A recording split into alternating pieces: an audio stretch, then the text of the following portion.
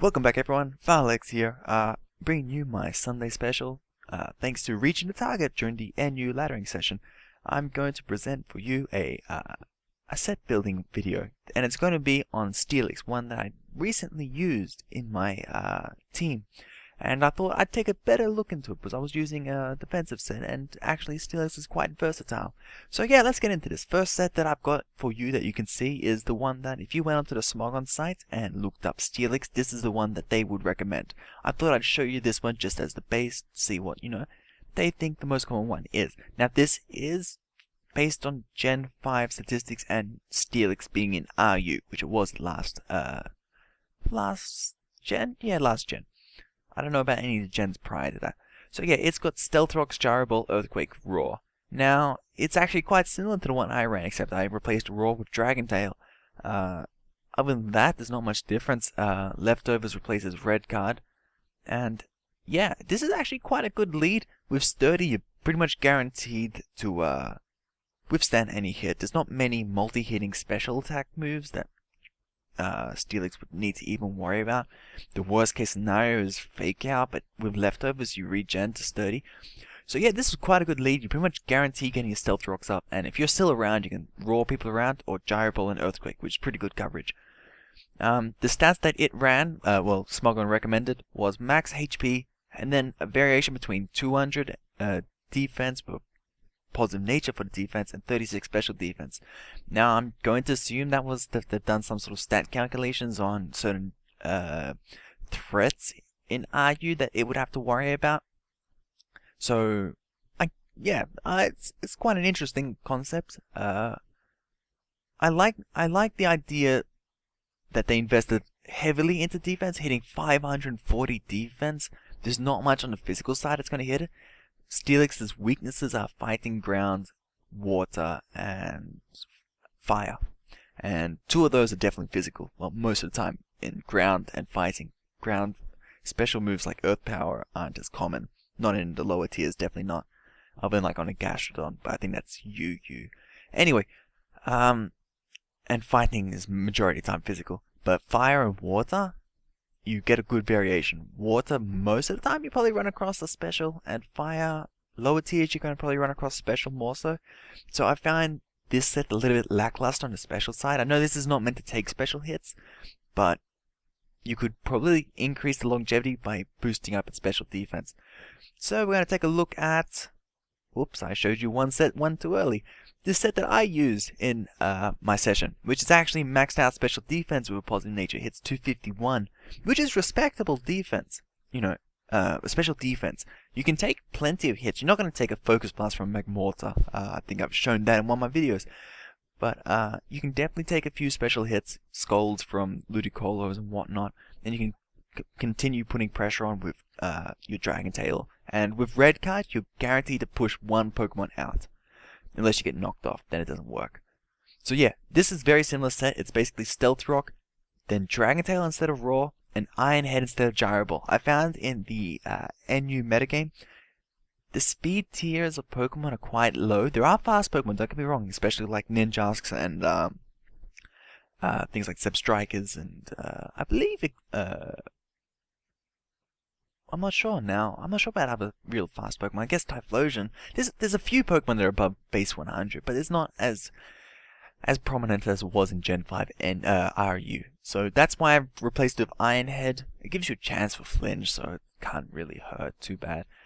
But yeah, I find this a bit more effective in NU since Steelix has dropped. And Iron Head is quite useful in hitting fairies that resist the Dragon Tail, which is mainly Grunbull. So you bring in Grunbull by accident off, let's say, Dragon Tail, you can just Iron Head, and it doesn't OHKO or get even close to that, thanks to most of the time Grunbull's running Intimidate, but you can get a good amount of damage in, especially if it's coming on a switch, expecting Dragon Tail.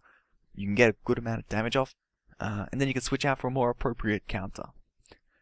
Anyway, the next set I'd like to show you is a little gimmicky, but I enjoy it. I've had a bit of fun with this one. It's actually my choice band shear for Steelix.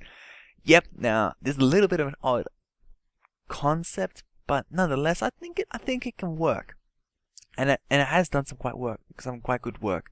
I don't know why, but I don't have all the EVs here. I'll just put 4 into special defense. Oh, I don't think I should just EVs here, but it's very similar. I just move most of the EVs into special defense. Anyway, the choice band one with sheer force moves with secondary effects like Iron Head with the flinch, Crunch with the chance to lower defense, Earthquake doesn't have it, and Rock Slide does with flinch.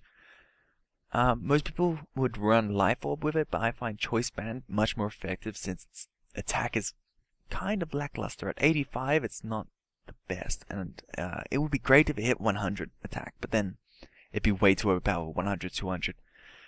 So yeah, Iron Head for steel stab and Earthquake for ground stab. With the choice band, most people run choice banders on things with high attack and good amount of speed. Not always, but that's generally it. But I felt with the bulkiness of Steelix, you can get away with running a choice band while taking hits. So you're going to come in and you might scare out something. You know, something doesn't want to take your Iron Head, something doesn't want to take your Earthquake.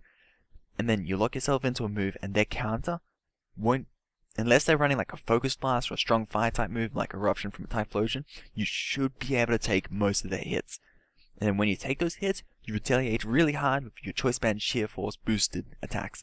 The only one that won't get sheer force boost is the Earthquake, but it has stab at the very least. So yeah, that's a really cool option. It catches a lot of people surprised with most of defensive, running stealth rocks and whatnot. But yeah, and here's the final one. This is a bit more well known, and I think is probably the better one if you're running the offensive. It's the Life Orb sheer force one. And I kind of combined it with another old set, which was Curse. Curse is really good because it lowers your speed. So if you actually run with Gyro Ball, you can get off. You can start lowering your own speed so that the difference between your speed and the thing you're targeting speed is larger. And therefore, Gyro Ball does more damage. And then I run Crunch for Dark. And the last slot is actually a choice. I have Ice Fang here, but you can run, for example, you can run Fire Fang. Thunder Fang is an option. I don't think it's the best one, but you can run it. And then you can also put in Earthquake if you'd like your ground stab, because ground steel coverage isn't that bad. The only thing that you might need to worry about is flying types that resist steel, such as, I don't know, Skarmory, but that's too high of a tier to be considering. So yeah, that's some of the options that you can run with it.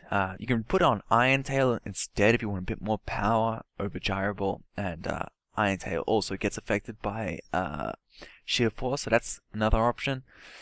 Other than that, it doesn't get much else. Rock Blast for multi-hitting moves, but that doesn't get affected by sheer force. Stone Edge doesn't get affected by sheer force. You can run Substitute, but I feel that's too slow for that. You'll often get hit before you go into the Substitute, but it can still work. But yeah, Steelix is a really cool Pokemon. I just thought I'd showcase this off with these 4 sets, and hopefully, actually I don't want to see Steelix around too much more. It's quite a difficult mon to break down, but if you have it on your team, you're either going to have a really pressuring mon using stealth rocks and then a phasing move, or you're going to have a powerhouse with heaps of bulk behind it. So yeah, I hope you enjoyed this Sunday special, and fingers crossed we get another Sunday special next week if I hit my target. So yeah, see you around.